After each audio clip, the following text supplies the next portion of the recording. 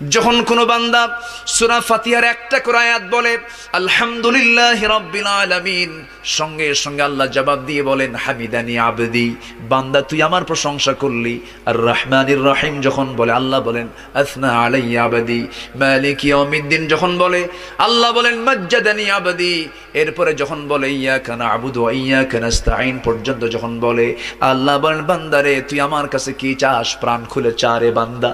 ইহদিনাস সিরাতাল মুস্তাকিম থেকে শুরু করে নিয়া ওয়ালাদ-দাল্লিন পর্যন্ত যখন বান্দা বলে তখন আল্লাহ বলেন বান্দা নামাজের মধ্যে এমন প্রেমের খেলা খেললি, বান্দা তুই যা চাইলি সব আমি আল্লাহ কবুল করলাম। ওই বান্দা যখন রুকুতে যায় আল্লাহ তখন অস্থির হন। ওই বান্দা যখন সিজদায় যাওয়ার জন্য প্রস্তুতি নাই, সমস্ত ফেরেশতাকে ডাক দিয়ে বলেন ও ফেরেশতারা, এই বান্দাগুলো আমাকে দেখলো না, রাসূলকে দেখলো না, কোরআনকে দেখে হাদিসকে বিশ্বাস করে আমাকে খুশি করার জন্য তার সবচেয়ে সম্মানজনক জায়গা সিজদা আমাকে দেওয়ার জন্য, আমার তার মস্তক আমাকে দেওয়ার জন্য কিভাবে সঁপিয়ে দিচ্ছে। ও বান্দা, ওই ফেরেশতারা তোরা সাক্ষী থাক, এই সমস্ত বান্দার জন্য সকল জাহান্নামের দরজা বন্ধ।